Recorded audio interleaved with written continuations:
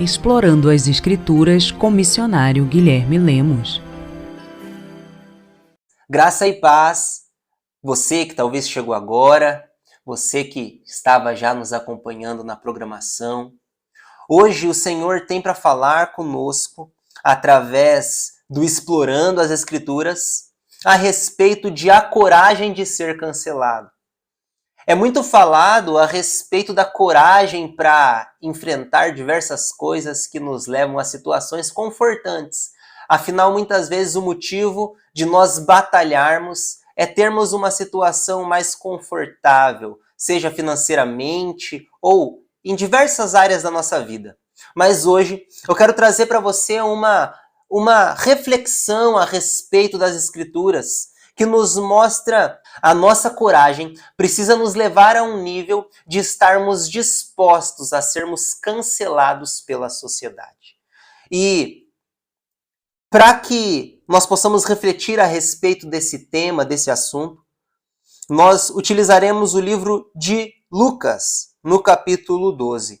A partir do versículo 1, diz assim: Posto que miríades de pessoas se aglomeraram, a ponto de uns aos outros se atropelarem, passou Jesus a dizer, antes de tudo aos seus discípulos, acautelai-vos do fermento dos fariseus, que é a hipocrisia.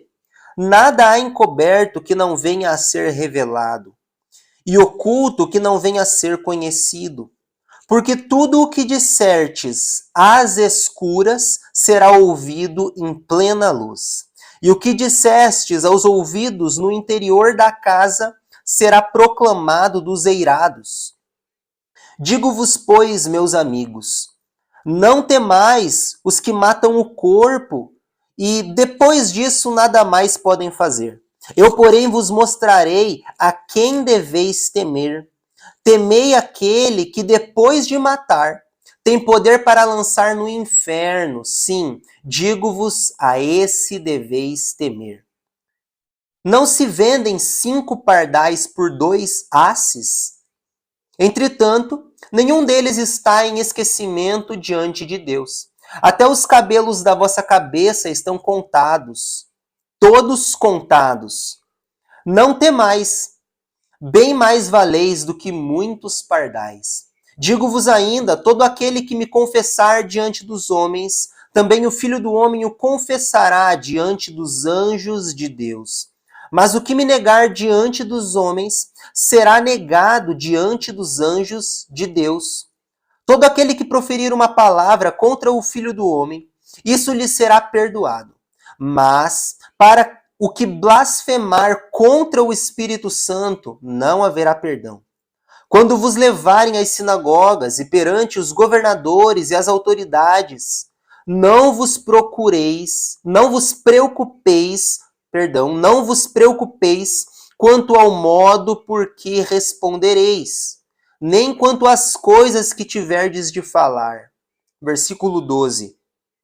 Porque o Espírito Santo vos ensinará naquela mesma hora as coisas que deveis dizer. Até aqui.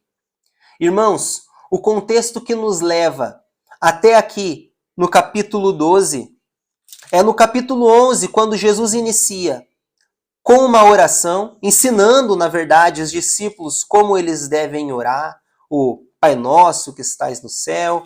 E quando nós chegamos no final do capítulo 11 de Lucas, o Senhor agora, ele começa a confrontar a hipocrisia dos fariseus e dos escribas, que eram os intérpretes da lei. E esse término do capítulo 11 é marcado pelo que eu destaco aqui, pelos 3 ais de Lucas para os fariseus e os 3 ais do livro de Lucas para os escribas no capítulo 11.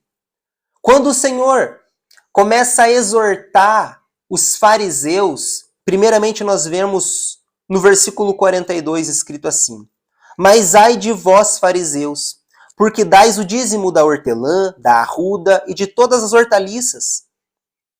Todas as hortaliças e desprezais a justiça e o amor de Deus. Devias, porém, fazer estas coisas sem omitir aquelas. Primeiramente, o Senhor exorta eles a não omitirem o ensinamento a respeito da justiça e do amor de Deus, que era o que os fariseus estavam fazendo. Depois nós vemos no versículo 43 o segundo ai para os fariseus. E o Senhor fala assim: ai de vós, fariseus, porque gostais da primeira cadeira nas sinagogas e das saudações nas praças. Agora o Senhor exorta eles para que eles tenham uma vida de exemplo, para eles não buscarem os lugares de maior destaque, mas terem uma vida de humildade. E no versículo 44, eu classifico aqui como terceiro ai, aos fariseus, que diz: ai de vós que sois como as sepulturas invisíveis, sobre as quais os homens passam sem saber. E agora, o Senhor compara ele como os fariseus como sepulturas. Ou seja, ainda que ninguém percebesse, eles estavam ali, como mortos. Não causavam impacto positivo na vida das pessoas. Em Mateus, no capítulo 23, versículo 27, o Senhor também vai comparar os fariseus como sepulcros caiados dessa vez. E ali ele diz que eles são belos, formosos por fora, mas por dentro são repletos de imundície. São imundos por dentro. E durante todo esse capítulo, no livro de Mateus, Jesus também enfrenta a hipocrisia dos escribas e fariseus. A realidade é que a passagem de Jesus na terra foi marcada pelo enfrentamento a respeito da hipocrisia dos escribas e fariseus. O Senhor marcou uma época porque ele enfrentou o pecado da raça humana. Nós vemos agora o Senhor enfrentando o pecado dos escribas. E eu classifico como os 3 As de Lucas para os escribas, os 3 As de Jesus no livro de Lucas para os escribas. E o primeiro está no versículo 46. Ali o Senhor faz uma condenação à falta de bom exemplo. Depois, no versículo 47, o Senhor faz uma condenação à cumplicidade na matança dos profetas. E no versículo 52, o Senhor faz uma condenação por eles conhecerem a verdade da lei, mas eles não ensinarem essa verdade.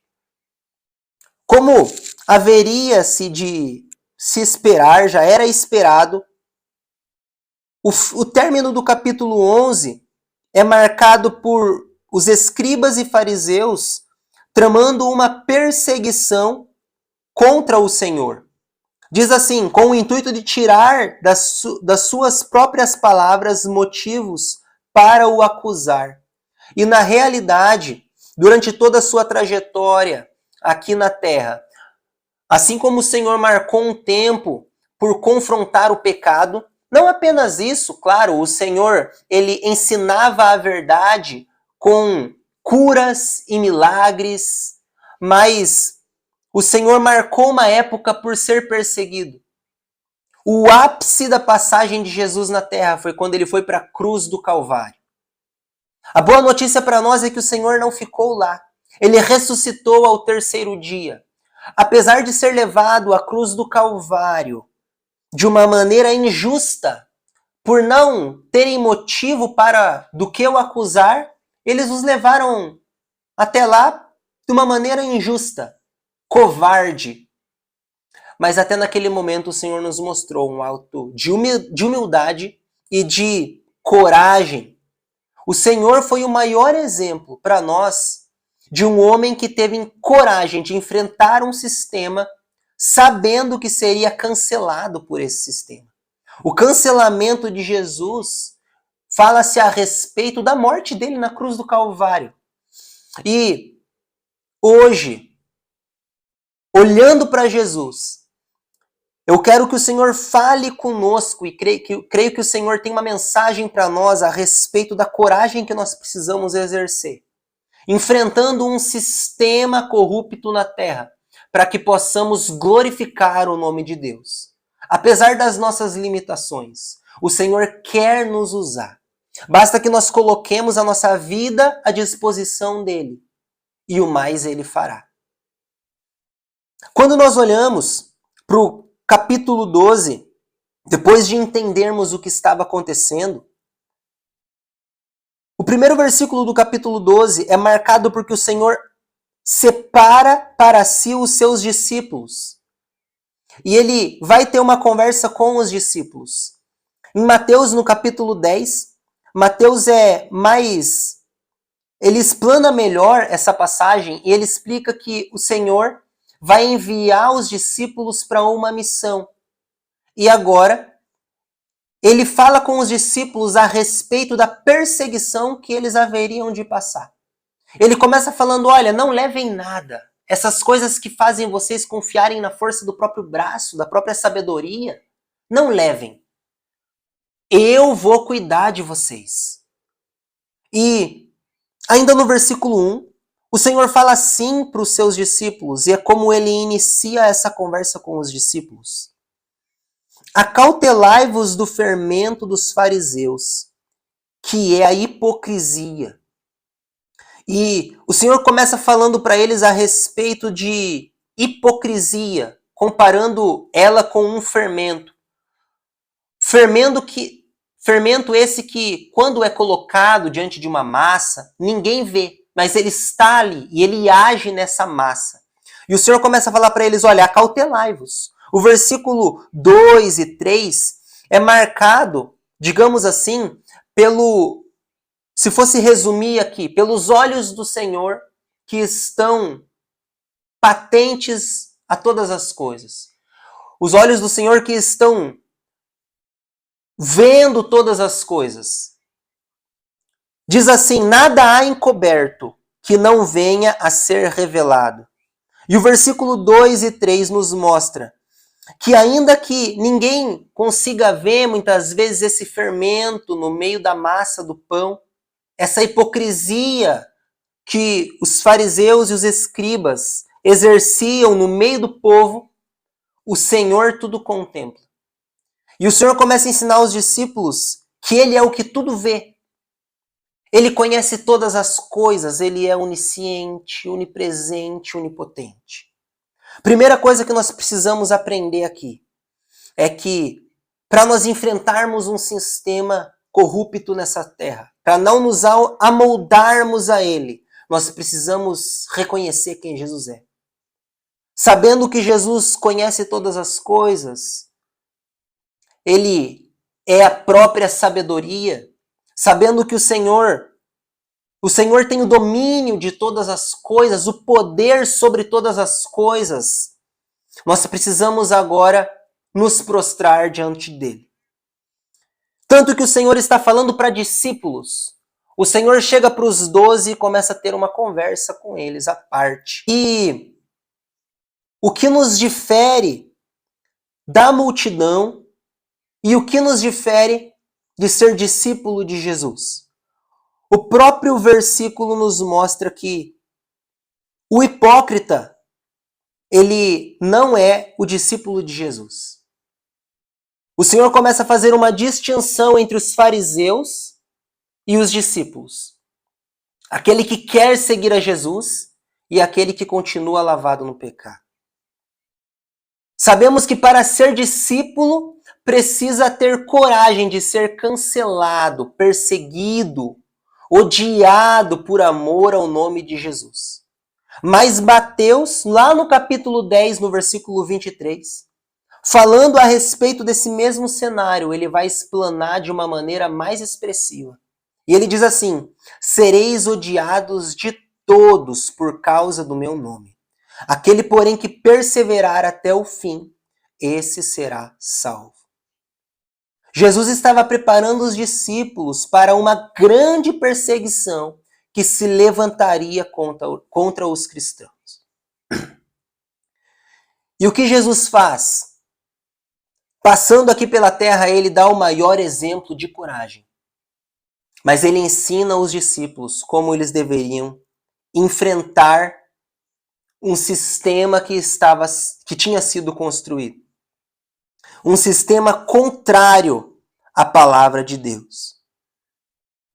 E no versículo 4, o Senhor vai começar a falar para os discípulos o que eles deveriam fazer de uma maneira mais enfática.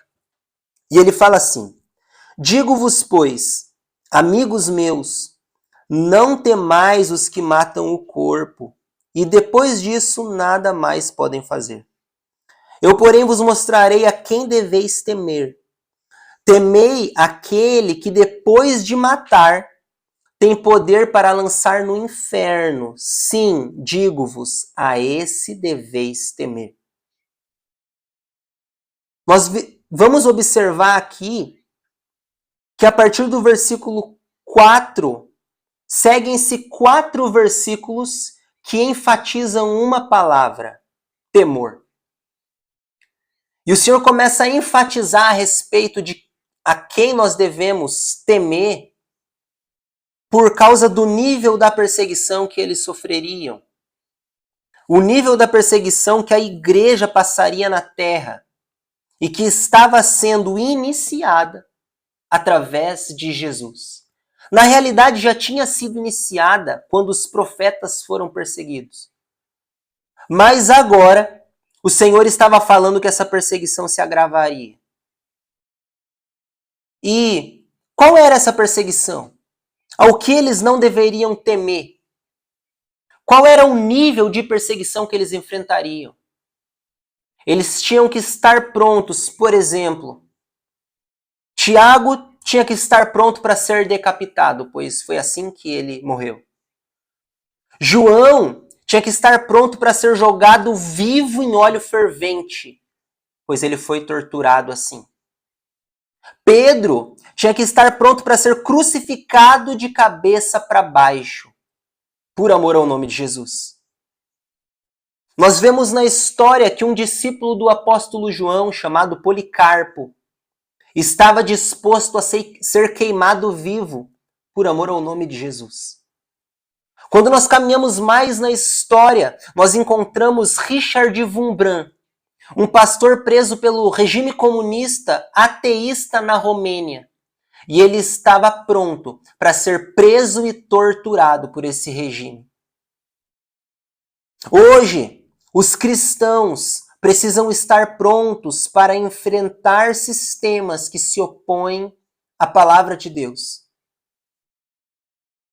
Estar prontos para serem perseguidos por governos muçulmanos, hindus e comunistas que se opõem à palavra de Deus e tudo aquilo que provém das Escrituras. Mas o que mais nos chama a atenção é que o Senhor fala a quem nós devemos temer. Ou seja, não temam quem mata o corpo. Enfrentem. Se for necessário, enfrentem. É o que ele vai explanar no decorrer dos versículos que nós continuaremos estudando aqui. Mas o mais enfático é que o Senhor fala o seguinte: temam a um. Temam aquele que tem poder de lançar no inferno. A esse vocês devem temer. O Senhor está falando assim, temam a Deus acima de todas as coisas. Aquele que tem o domínio sobre tudo e sobre todos, é a Ele que nós devemos temer. Mas existem algumas verdades sobre o inferno que eu quero trazer para vocês aqui. Na verdade, 3 verdades sobre o inferno. Primeiramente, depois de chegar lá, não tem mais como sair. Não tem mais volta. Segunda verdade é que para chegar lá é fácil. Mateus, no capítulo 7, versículo 13, diz: larga é a porta e espaçoso o caminho que conduz à perdição. E a terceira verdade sobre chegar no inferno é que a maioria das pessoas vão para lá. Mateus, no capítulo 7, versículo 14, diz assim: estreita é a porta e apertado o caminho que conduz para a vida, e poucos os que acertam com ela. O que o Senhor está falando ali? Que a grande maioria não vai entrar pela porta estreita, vai entrar pela porta que é larga e conduz para a perdição. A perdição eterna. Essas três verdades nos levam a uma reflexão a respeito de como nós estamos levando a nossa vida. Mas talvez você pode se perguntar assim, não. A palavra de Deus diz que todo joelho se dobrará diante do Senhor. Então como que poucos entrarão no céu? E você está correto, em Romanos, no capítulo 14, versículo 11, diz a respeito disso, que todo joelho se dobrará diante do Senhor. Então, qual que é a reflexão, a resposta que nós encontramos para essa dúvida? Ali todo joelho se dobrará, está se referindo a judeus e gentios.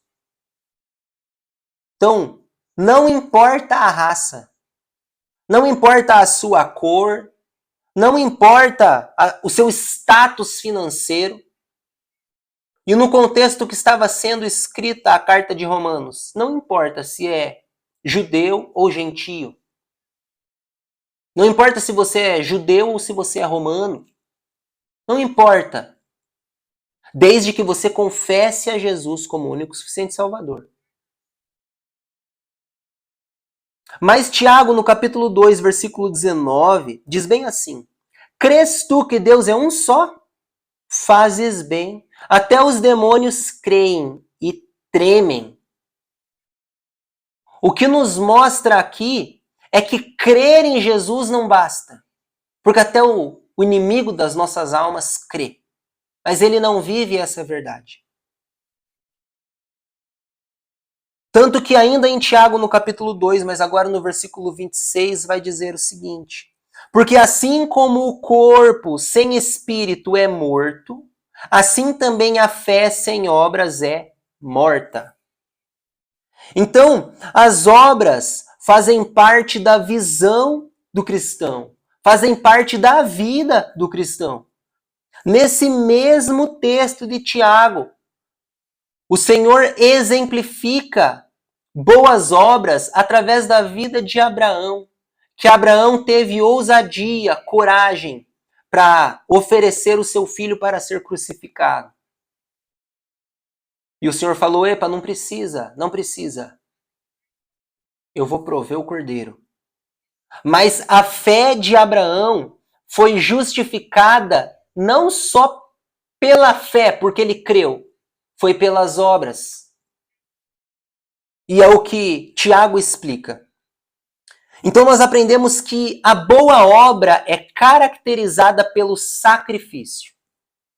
E nesse texto de Lucas, o Senhor está nos ensinando algo muito valioso a respeito de sacrificar os próprios desejos, abrir mão da própria vontade para glorificar o nome dele. Versículos 6 e 7 diz assim: não se vendem 5 pardais por 2 asses? Entretanto, nenhum deles está em esquecimento diante de Deus. Até os cabelos da vossa cabeça estão todos contados. Não temais, bem mais valeis do que muitos pardais. E agora o Senhor nos leva a refletir por que não temer diante da perseguição. E o que ele responde é: não temam, porque vocês valem muito mais que muitos pardais. Esse valor que o Senhor coloca aqui, que o escritor nessa versão coloca, 2 asses, era uma moeda de pouco valor na época. O que o Senhor está falando bem assim, ó, até esses pardais que são comprados por moedas de pouco valor, eles não caem no esquecimento diante de Deus. Mas vocês, com vocês é diferente. Vocês valem muito mais que muitos pardais. E agora o Senhor nos leva a refletir que Deus não se esquece de nós. O Senhor não se esquece de quando nós estamos fracos, de quando nós estamos caídos. O Senhor não nos abandona na batalha. Então, quando te perseguirem, fique tranquilo, que Deus vai estar lá com você. Ele é o nosso general. Ele não abandona a guerra. Ele está disposto a nos sustentar na batalha. Ele está disposto a nos capacitar para a batalha. Ele está disposto para entrar na nossa frente na batalha. Mas agora eu quero perguntar a você. É uma pergunta que eu faço a mim e fiz a mim quando eu estava questionando, quando eu estava lendo esse texto. Será que nós estamos dispostos a enfrentar a batalha por amor a Jesus? Porque ele vai guerrear por nós. Mas será que nós estamos dispostos a guerrear por ele? Se nós estivermos dispostos a entrar nessa batalha, nós precisamos saber que essa batalha vai tirar coisas de nós. Essa batalha vai espremer muitas coisas de nós. Mas isso aqui na terra. Porque chegará um dia que nós seremos recompensados. A noiva do Cordeiro que lutou bravamente nessa terra vai ter suas vestes purificadas do sangue. E quando chegar lá nas alturas, vai encontrar com Cristo. Vai reinar com Ele. O Salvador da nossa alma agora vai nos abraçar. Mas será que nós estamos dispostos a passar por esse tempo tribuloso aqui na terra? A boa notícia é que ainda na batalha o Senhor se faz presente. E quando nós sentimos a presença de Deus na batalha, quando nós sabemos que Deus está conosco na guerra, nós somos animados, nós somos vivificados, somos fortalecidos. O Senhor nos fortalece, nos anima para andar mais alguns passos, guerrear um pouco mais. Batalha essa que não é vencida com a força do próprio braço, não é vencida com a força do próprio intelecto, com a própria sabedoria, não. Batalha essa que é vencida com joelhos calejados, com a força que vem do alto, com a sabedoria que vem do céu. Por isso que Deus se faz presente nela. Somos nós exércitos de Cristo aqui na terra. Se somos verdadeiramente igreja, haveremos de sofrer uma perseguição por amor ao nome de Jesus. E existem alguns níveis de perseguição, mas todo cristão vai ser confrontado na sua fé. Nós podemos utilizar esse tempo para aprender. A palavra de Deus nos diz que a tribulação produz coisas proveitosas para nós. Mas nós podemos utilizar essa tribulação para manifestar o nosso caráter. E talvez seja um caráter derrotado. Aquele que escolhe abandonar a guerra, ele pode sair talvez ileso naquele momento. Mas o seu caráter de derrotado vai ser manifesto à vista de todos. Porém, aquele que persevera, ainda que muitas vezes machucado, ele vai chegar lá na frente e vai poder dizer: eu sei que o meu Redentor vive. Eu sei aquele que me deu vitória. Eu conheço o meu Senhor até nas batalhas. Estevão, em Atos, no capítulo 7, estando cheio do Espírito Santo, fixando os olhos no céu, viu a glória de Deus e Jesus que estava à direita de Deus. Após a perseguição contra a igreja, após a morte de Jesus e a perseguição que se agravou, começar a crescer, quando ela começou a crescer, Estevão foi morto. Primeiro mártir, a Bíblia diz. Mas desde a primeira morte, o Senhor nos ensinou algo. Que ele estava ali. Fixando os olhos no céu, viu a glória de Deus e Jesus que estava à direita de Deus. E no versículo 8, Do capítulo 12 de Lucas, que é onde nós estamos refletindo, diz assim: Digo-vos ainda, todo aquele que me confessar diante dos homens, também o Filho do Homem o confessará diante dos anjos de Deus. Mas o que me negar diante dos homens, será negado diante dos anjos de Deus. E aqui o Senhor nos fala a respeito da seriedade da confissão. Todo aquele que me confessar diante dos homens. Então, confessar Jesus após a sua morte significaria ser perseguido. Uma igreja que sofreria por amor ao nome de Cristo, por amor à palavra que seria propagada. Mas a parte B do versículo diz: o Filho do Homem o confessará diante dos anjos de Deus. Então, confessar Jesus também significaria ser salvo. E essa palavra nos alcança hoje porque para nós é assim. Se nós entendermos a seriedade da confissão do nome de Jesus, nós entramos na batalha que a igreja está disposta a enfrentar. Mas nós sabemos que Jesus confessará diante dos anjos. E vamos para o versículo 10, que diz o seguinte: todo aquele que proferir uma palavra contra o Filho do Homem, isso lhe será perdoado. Mas para o que blasfemar contra o Espírito Santo, não haverá perdão. Eu encontro uma explicação muito explanada desse versículo quando eu olho para Hebreus no capítulo 6, no versículo 4.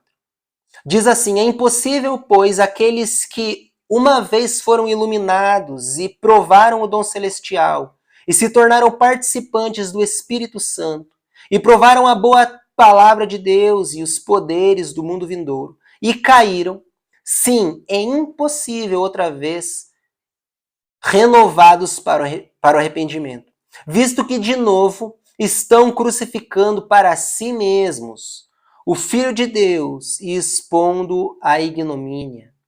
Em outras versões, na Ark, por exemplo, expondo-o ao ato de vitupério, ao ato de vergonha. Quando nós lemos todo o capítulo de Hebreus, o escritor faz uma comparação. Ele fala, porque assim como a água que cai sobre a terra, essa terra embebe essa água, ela pode produzir abrolhos, ou seja, espinhos, ou ela pode produzir erva proveitosa. Se ela produzir erva proveitosa, tudo bem, glória a Deus, ela será utilizada, terá bom proveito. Mas se ela produzir abrolhos, então ela de nada mais serve, senão para ser arrancada e lançada no fogo. Nós percebemos que quando o Senhor convoca a sua igreja para uma missão, ele é muito sério, dizendo que não devemos retroceder. Não tem opção se não perseverar. Se nós já conhecemos o poder de Deus, as virtudes do século vindouro, nosso papel é prosseguir. Versículo 11: quando vos levarem às sinagogas e perante os governadores e as autoridades, não vos preocupeis quanto ao modo por que respondereis, nem quanto às coisas que tiverdes de falar, porque o Espírito Santo vos ensinará naquela mesma hora as coisas que deveis dizer. Observe aqui aonde eles seriam levados: sinagogas, governos e autoridades. Nessas esferas, os discípulos enfrentaram um sistema que tinha poder para tirar-lhes a vida. Todos os discípulos ou morreram pelas mãos das autoridades, ou morreram por alguma lei imposta pela autoridade, ou morreram por causa da omissão de alguma autoridade. O que nos mostra que a autoridade imposta, ela tem um poder muito relevante. Mas se essa autoridade imposta não exerce uma autoridade que vem de Deus, a autoridade que prevalece é a autoridade da igreja. Romanos, no capítulo 13, nos fala que toda a autoridade foi colocada por Deus. Mas a autoridade da igreja, ela prevalece sobre as forças do mal. E o Senhor nos convida a exercermos uma autoridade como igreja. A autoridade de não se calar perante governos que se levantam contra a palavra de Deus, contra a verdade de Cristo. E o Senhor fala assim para esses discípulos, olha, vocês vão enfrentar essas autoridades, mas fiquem tranquilos, porque eu vou ensinar vocês o que vocês devem falar. Isso é maravilhoso, porque o Senhor não diz que vai ensinar eles com muita antecedência. O Senhor fala bem assim, ó, naquela mesma hora, eu vou ensinar vocês como vocês devem falar. E esse naquela mesma hora nos traz uma reflexão, porque para cada autoridade teria que ser dito algo diferente. Porém, tinha uma coisa em específico que era comum entre todos. Para todos eles, os discípulos tinham que estar dispostos a dizer: Jesus está à direita de Deus. E ele tem todo o poder, pois ele venceu a morte. Jesus está à direita de Deus. Ele tem todo o poder, porque ele venceu a morte. Palavras que confrontariam autoridades, mas que apresentariam Cristo. O Senhor estava mostrando que nós precisávamos e precisamos estar dispostos a nos submeter às autoridades que vêm de Deus e a enfrentar sistemas que são corruptos. Esse enfrentamento não vem através de briga com forças do próprio braço, como eu falei. Vem através de oração, jejum, palavra de Deus. O soldado de Cristo, ele não guerreia por ótica humana. O que marcou a morte de Jesus na cruz do Calvário foi, apesar de ele ter todo o poder, para através de uma palavra, ele fazer todo aquele sistema corrupto sucumbir. Ele ir para a cruz calado. O que ele falou lá é: Senhor, perdoa-os, pois eles não sabem o que fazem. O verdadeiro discípulo de Jesus, ele está disposto a orar pelo seu inimigo até no momento de maior luta. Será que nós estamos dispostos a isso? Através dessa mensagem eu quero convidar você a refletir a respeito disso. Será que você está disposto a guerrear as guerras espirituais com armas espirituais? Ou será que vamos continuar reclamando posts que confrontam todo mundo menos os nossos inimigos espirituais? Palavras que confrontam seres humanos, mas não confrontam seres espirituais. Eu quero te falar uma coisa, sabe as palavras que confrontam o inferno? São aquelas palavras que saem da tua boca quando você está de joelho no chão.